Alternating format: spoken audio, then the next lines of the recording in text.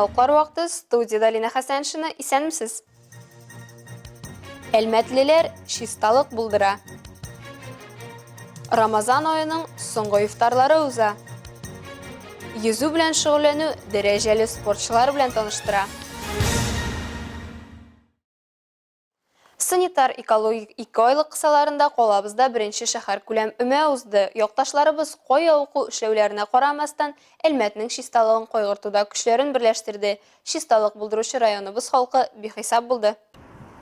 Табигатьне кышкы пычрак тузаннан чистартучы битараф булмаган әлмәтлеләр тырма себерке тотып, шуп һәм коры яфракларны җыештырды. Тирә-юнны тәртипкә китерүдә вазифасына һәм яшенә карамастан, һәркем иң беренче чиратта үзенең кеше икәнен истә тотты. Бүген менә безнең төзелеш компаниясеннән 50 кеше сәгать ярым 2 сәгать içinde үзебезгә бирелгән территорияны чистартып бетерде. Менә инде үзебез өчен, шәһәр халкы өчен чиста булган сайын безгә дә приятнырак. Шу яшәгән кешеләргә, монда яшәгән кешеләргә приятны.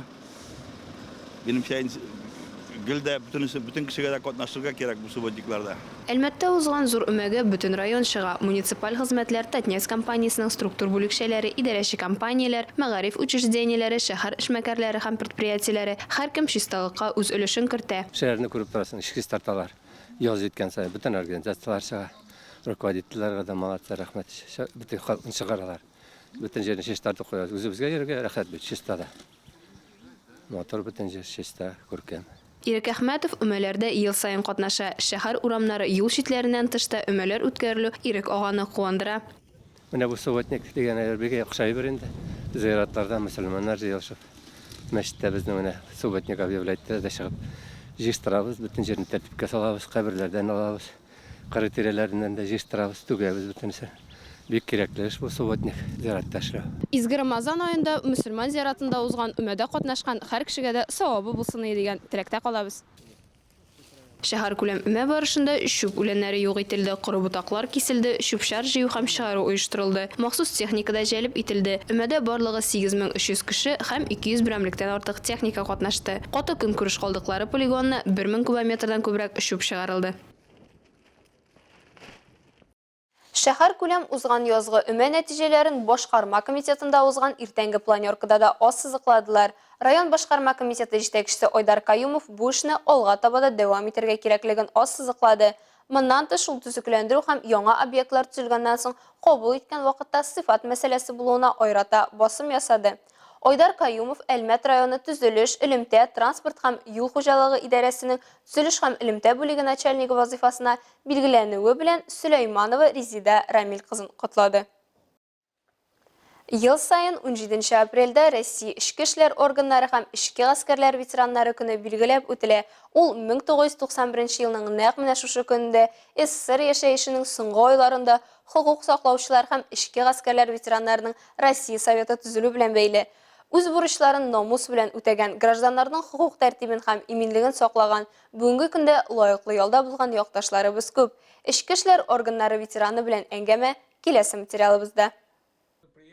Николай Маханько Бүгелмәдә туып үсә. Армия сафларында хезмәт итеп кайткач, милицияга эшкә керә. Берникадәр вакыттан Әлмәткә күчә. Читтән торып Алабуга мәктәбендә укый. Аны тәмамлап, лейтенант исемендә өлкән инспектор вазифасын башкара. 4 елдан взвод командиры булып эшли. Казандагы СССР Эчке эшләр бүлеге академиясе филиалында да Николай Иванович белем ала. Күп тә үтми дивизион командиры итеп билгеләнә. Было 3 взвода. Конвойный взвод был, ППС и ночная милиция. 3 командира взвода был у меня, замполит был, а я командир дивизиона. Армиядә 2 ел, Әлмәт районында 14, Төмән өлкәсендә 10 ел тәртип сагында торса да, Николай Маханько һәр чак спорт белән шөгыльләнә. Җинаятьчеләрне тоткан вакытларда самбо, физик әзерлек ярдәм итә иде, ди героебыз. Тырыш хезмәте өчен алган бүләкләре бихисап, йөрәккә иң якыны ил күләмендәгесе. Первый, даже по Татарстану, ОВД, Альметьевск, только отличник милиции получил. Первый, еще никто эти не получали. Первый ППС, я в ППС начинал работать, получил за хорошую работу отличник советской милиции, тогда раньше давали, отличник советской милиции. Это была первая у меня награда. такая. Сейчас она у меня и на титуле.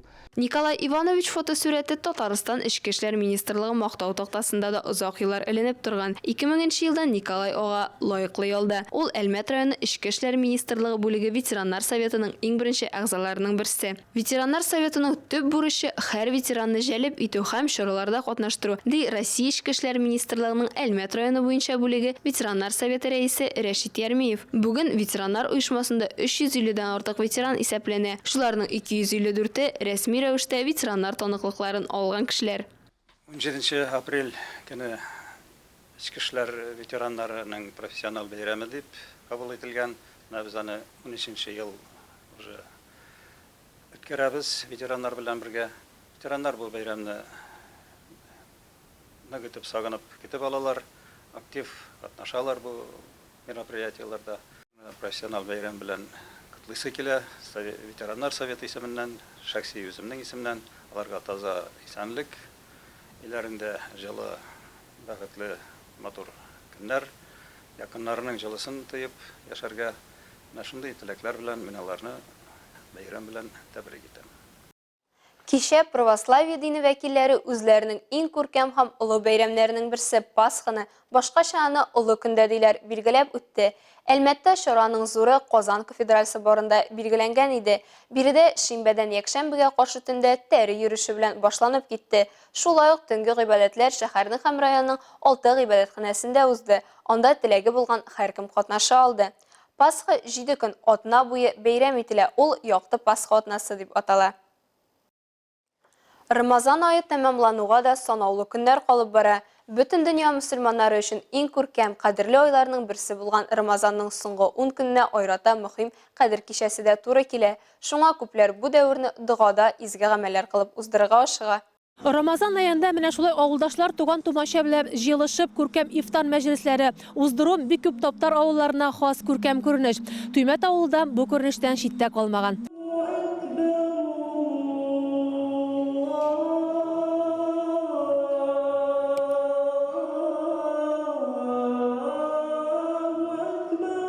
Ширмешан районы Туймәт авылында уза торган ифтар мәҗлесен ихтисамлар гаиләсе оештырды. Әти-әнисе шушы авылда туып үскән, үзенең дә балачагы биредә узган Динар Фәрит улы бүген Әлмәт районы Яңа Нәдер авылындагы зәй хуҗалыгын җитәкли. Эшләгән төбәгендә дә изге гамәлләре белән танылган Динар Ихтисамов туган авылында онытмый, кулдан килгән ярдәмен күрсәтеп тора. Бу хакта үз чыгышында кунакларны сәламләгән авыл җирлеге башлыгы Айдар Кәримов та ассызыклады. Кунаклар исемлегендә Ширмешан районы башлыгының дини мәсьәләләр буенча киңәшчесе Расих Газизов, Кул-Шәриф мәчетеннән Сәйид Яхья хәзрәт, Галиев мәчетеннән Сәйид Камал хәзрәт, әлбәттә Туймәт авылы халкы. Расих Касимов сүзләренчә, күп милләтле Ширмешан районында дини тәрбиягә урын бар. Бигрәк тә мондый чаралар соңгы елларда айрата бердәм, күмәк төстә оештырыла.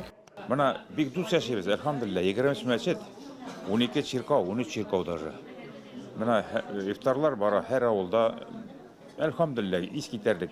Быел бик тәничектер шундый павышны белән инде.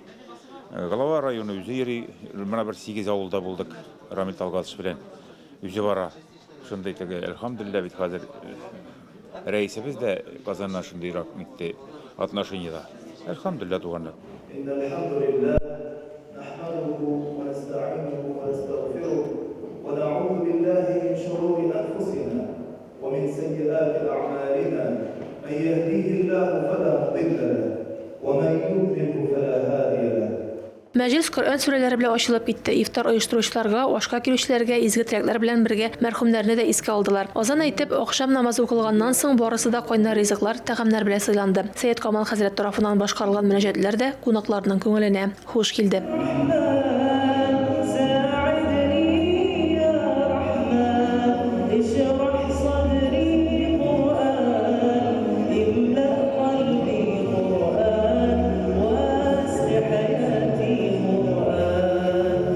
Рәдифә Нугманова, Рафаэль Сафин, яңалыклар вакыты, Луч, Әлмәт телекомпаниясе. Бу ялларда башкалабыз Казанда йөзү буенча Россия чемпионаты башланды. Әлеге ярышлар алдыннан калабызда да үзләрен суда балык кебек тотучы спортчылар арасында ярышлар узды. Космонавтика көненә багышланган Әлмәт шәһәренең ачык беренчелегендә катнашучыларны 3 Олимпия уены финалисты булган Яна Мартынова да сәламләде.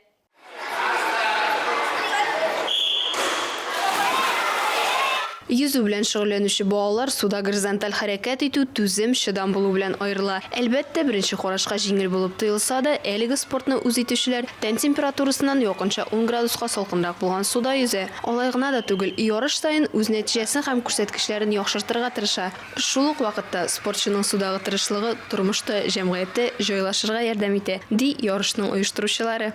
Нашим детям хотелось бы пожелать космических успехов. То есть для кого-то это сегодня первый старт, для кого-то это очередной старт, но хотелось бы, чтобы они своих спортивных космических высот достигли так же, как и достиг их когда-то Юрий Гагарин. Катнашучылар арасында калабызның бассейннарында шөгыльләнүче спортчылардан тыш Әлмәт кунаклары да ярышты. Ярышларның ачык беренчелек статусында булуы моңа рөхсәт бирә. Бирдә Мөслим, Зәй, Тукай районы, Кумара, Казан yüзүчеләре, хәтта күрше Башкортстан Республикасының Октябрьский шәһәре спортчылары да суда осталыкларын күрсәтте. Ярышлар 2 өлештән торды. Беренчесендә 2013-2016 елда туган спортчылар үзләренең yüзүдәге осталыкларын күрсәтте. Ә инде икенче сессиядә 2012-2009 елларда туган егетләр һәм кызлар төрле аралыкларны узды. Яшенә карап 25 метрлы Татнефть спорт комплексы бассейнында берәүләр аркада, икенчеләр ирекле стиль белән 50 метр yüзде. 100 метрда егетләр һәм кызлар комплекслы yüзүдә ярышты. Ә 400 метр аралыгын ирекле стиль белән yüзде. Барлыгы ярышларда 300 спортчы катнашты. Мин бик yüзүне яраттым. Разрядлар да бар, медальләр да күп. Шуңа мин yüзүне бик яратам.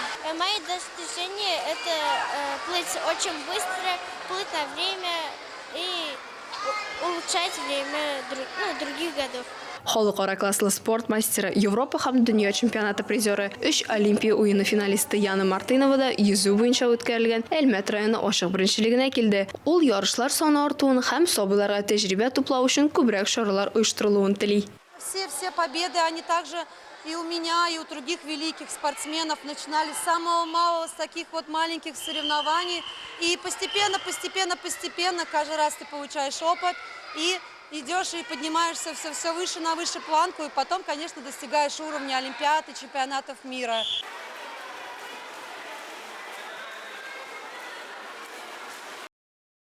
10 апрельдән 15-нә кадәр Алабугада 2009-2010 елгы егетләр арасында бокс буенча Татарстан беренчелеге узды. 18 авырлык категориясында узган ярышларда 193 спортчы катнашты. Алар Казан, Яршалы, Түбән Кама, Кама аланы, Биектау, Яшелүзән, Алабуга, Лениногорск, Ознакай, Орша, Чистай, Байлар Сабасы, Җәлил, Менделеевск, Минзәлә, Ютазы, Мамадыш, Сорман, Бөгелмә һәм Әлмәт данын яклады. Әлегә шулар, мин Лина Хәсәншина һәм монтаж операторы Оля Берамалова сезнең белән сау булашабыз. Исәнмин булыгыз.